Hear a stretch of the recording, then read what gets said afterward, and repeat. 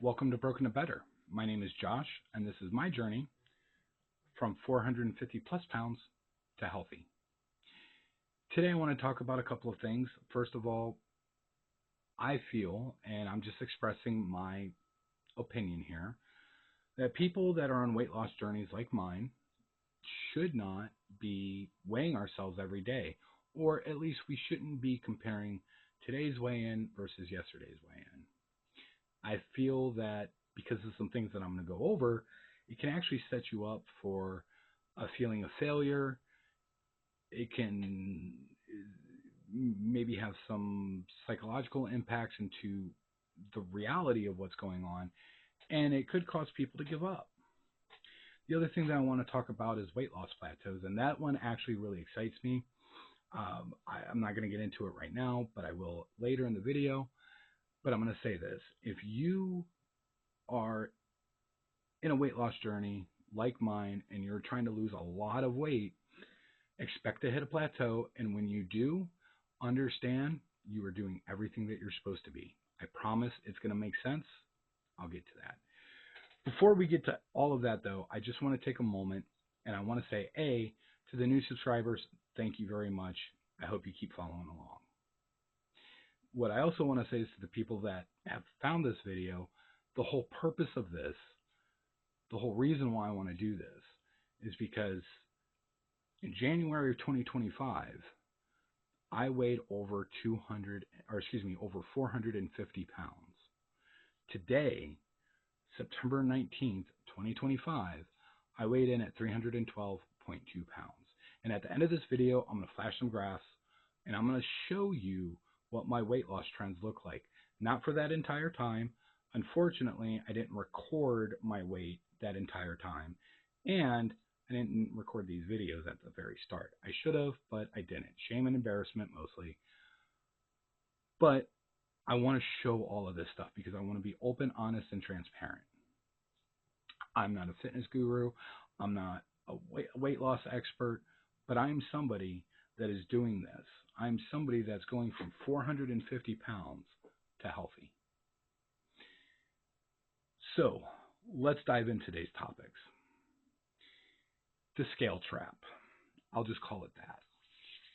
I've talked a little bit about this in prior videos, especially, at the beginning of the month, I got a body fat scale, and I kind of talked about how that one number the number on the scale doesn't tell the whole story.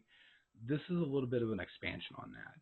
And the whole reason why I got that body fat scale was A, my personal curiosity, but B, for this channel, for subscribers and people who are looking to lose weight and have stumbled upon one of my videos. So the first thing I'm going to tell you is daily fluctuations. They're completely normal. And there's a lot of reasons for them, and I'm going to get into them, but just know this. In any given 24-hour period of day, the science says, on average, the average human being's weight can fluctuate 2 to 4 pounds. When you're trying to hit weight loss goals, and every pound matters, 2 to 4 pounds can feel like I'm rocking it or I am failing. And so my perspective is if we're weighing ourselves daily and we're comparing today versus yesterday, and I know a little thing about this, you're going to set yourself up for failure or negative thoughts, setbacks, what have you. Now, why does the weight vary so much? There's a couple reasons, and most of it just has to do with water retention. A salty meal. If you eat a salty meal, sodium, it can cause your body to hold on to extra water for up to 48 hours. Also know that the foods that we eat carries water. When it gets broken down by the stomach and the small intestine, as it gets absorbed into the bloodstream, it pulls water with it. And carbohydrates typically pull, and I'm just going to give a general idea here, but if we were to take a molecule of a piece of bread, when it gets pulled into your bloodstream with it, it can pull up to 3 molecules of water, roughly. Some people have different thoughts on that, but that seems to be the number that I've kind of found through my research. Invertly, a molecule might only pull in a protein of water, or a molecule of water with it. So your things that are in your diet, even though like we kind of do need carbohydrates, there are some negative side effects other than the fact that it's carbohydrate that it's going to pull in, and it can cause some water retention. This is kind of a no-brainer, but really, I've talked to people, and people have kind of, in my personal life, they see the weight loss and the transformation, and so they have some questions because they want to start losing weight themselves. Big people usually know other big people. But digestion and food volume. So first of all, the one thing that I know is my digestive system is slow. I don't know why. I've always been like that. So what that means is when I step on that scale in the morning, I still might have, and generally do, I might have part of my dinner still in my digestive system. That adds to body weight, and the scale can't tell you that. Neither can the body fat scale tell you that either. Hormones. Now this is, I talk about hormones a lot, and for a whole lot of reasons, but this is actually a big deal. Testosterone and cortisone. If they start shifting, and when you're losing weight, trust me, those are going to start shifting. Those shifts, those changes, those rapid changes can actually kind of trigger your body to start holding on to more water. For women, it's even a little worse. Menstrual cycle, we already know, is a hormonal roller coaster. Can cause, we know as far as like temper and things like that. Like you can have wild mood swings. Well, you can also have wild weight swings as well. Sleep deprivation and stress hormones, talking about cortisol again, also influence how much water your body holds. So all of these things kind of play into that 2 to 5 pound a day difference. The next thing, plateaus.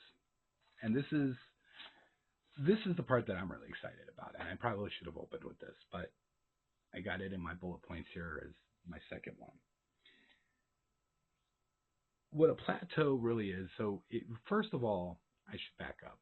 If you're going on a weight loss journey, especially if you're trying to lose substantial amount of weight like I am, you're going to hit a plateau. It's going to happen. And plateaus, they can last a week, a couple of weeks, a month, a couple of months. But when they happen, and I've hit a couple small plateaus, it can set you back psychologically. And I'm going to be honest, if it wasn't for my mindset, I probably would have slid backwards because I didn't understand it until after it happened to me. I was prepared to, I expected them to happen, but what I didn't expect is that feeling of failure.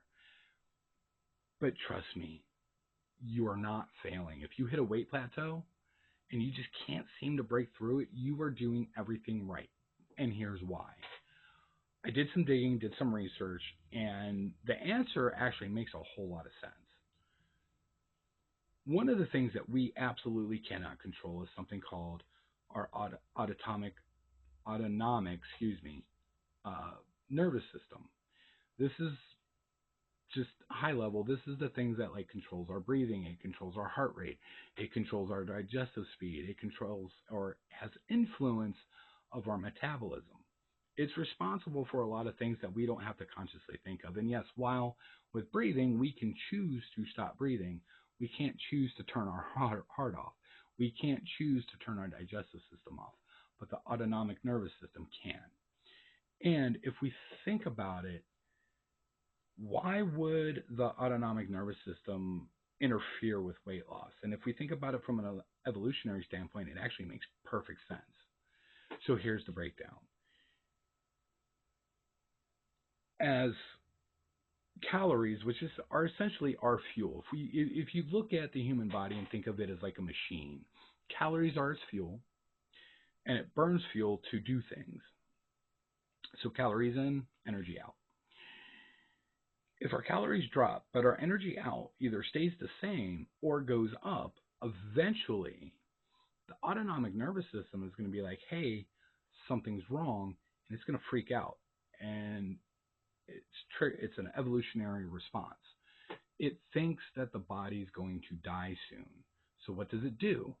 Well, it tries to manipulate your metabolism, slow it down a little bit. It'll shift hormones around, namely leptin and ghrelin. I don't know if I pronounced that right, and if you don't know what those are, leptin is the kind of the hormone that gets released that kind of tells your brain, hey, I'm full, I've had enough food. Ghrelin is the hormone that gets released that kind of says, hey, I don't have enough food, feed me, dummy. And energy conservation. So the autonomic nervous system will influence both of those hormones. And then we have something called energy conversation. No, conservation. I promise I can talk.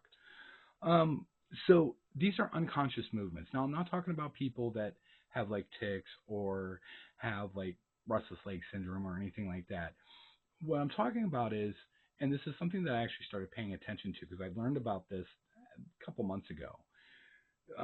Non-exercise activity. It's called, the acronym for it is NEAT, N-E-A-T. I don't know if that's official, but that's in some of the documentation, that's what I found.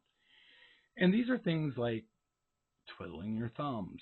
Some people think you do that when you're bored, and that might be the case, but there's other reasons too. Fidgeting, shaking your leg. And again, you don't have any other tics or any other thing like that.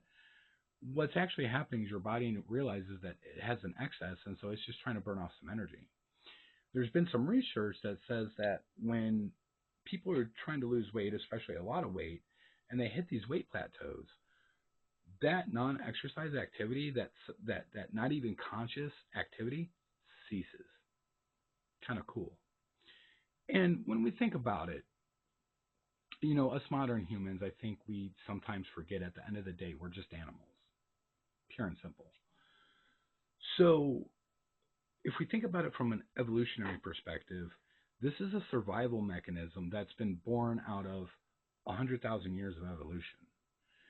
And up until, let's say, the last 200 years, it actually makes a lot of sense. Nowadays, it's a little different, but what your body doesn't know, or what the autonomic nervous system doesn't know, is it doesn't know that you're 450 pounds and you need to lose this weight. You need to lose these fat reserves. You need to burn more energy than you take in. It doesn't know that. So it goes into a survival mode, and that's what really these plateaus are. Now, I'm speaking a lot in generalities, but I just want to highlight, man, when you hit a plateau, it's not a failure. It's a sign that you're doing everything right. Now, there are some things that you can do to try to break through that plateau. I know that, you know, I'm just going to keep it very basic here because, again, I'm not an expert, but when I've hit my small plateaus, what I did is I just increased my exercise intensity, and I broke through it. I really didn't change a whole lot of my eating habits. I just increased exercise intensity. And your body will adjust. It's a very intricate and amazing machine. It really is. But some things do take time to make adjustments. So I guess now is where I want to talk about some of these trends that I was talking about earlier in the video. Unfortunately, because, you know, I got to look them up on my phone. I'm doing that right now, and Apple Health really, really screwed me because I had this all queued up. So I'm going to put a screenshot here so that you can kind of see. I did not start recording my weight until somewhere between April 27th and May 3rd. And at that point, and you'll see it on the screen, I weighed 380 pounds. In fact, let me take a screenshot of that. And if we look at somewhere around, well, June 29th to July 5th, I had a little bit of a plateau. And then if we look further, we'll see I had a increase in between, well, this was, I know exactly what this was. This was the beginning of September, like the first week of September of this year. I actually gained a couple of pounds. Um, well, about a pound, about 1.3 pounds to be exact. And since the 6th, I'm down to uh, 300, and again, this is just given the averages, but as of the today, like I said earlier in the video, I am down to 312.2 pounds. And I'm showing you this graph because this is how I measure success. Not in the focusing from day to day, but looking at the overall trend. And if you look at and you're going to see what I'm talking about. You look at that trend, I'm clearly losing weight. If I were to look at every day to day measurement, I wouldn't, I can't, you can't see the forest through the trees when you do that. So I am going to, I think I'm going to stop yapping. I think I've bored people enough. Hopefully you get to take away something from this. But what I want to suggest real quick, if I may, is a healthier mindset when it comes to the scale. Don't get so focused on the number every day. Look at the trends. While I do weigh myself pretty much daily now, I didn't used to. I would weigh myself every couple of days. And I would suggest doing that either a weekly or a weekly weigh-in and using monthly averages. And there's also other metrics that you can use. Waist measurement, chest measurement, neck measurements, arm measurements. There's all, how your clothes fit, how much energy you have. All of these things kind of go in to give you a measure of success. I beg you, please don't use the number on a scale that doesn't tell you what's going on in your body as your single source of good, bad decision making. Meaning, am I doing good or am I doing bad? And if I'm doing bad, let's face it, you're more apt to give up. And really, especially in the case of weight plateaus, trust me, you're doing everything right. So again, that's all I got to say. Again, I want to thank you. If you're on a journey and you want to hear some more of this, please give me a subscribe, give me a like. If you have anything to say, please drop it in the comments. But I want to thank you, and we'll see you in the next one.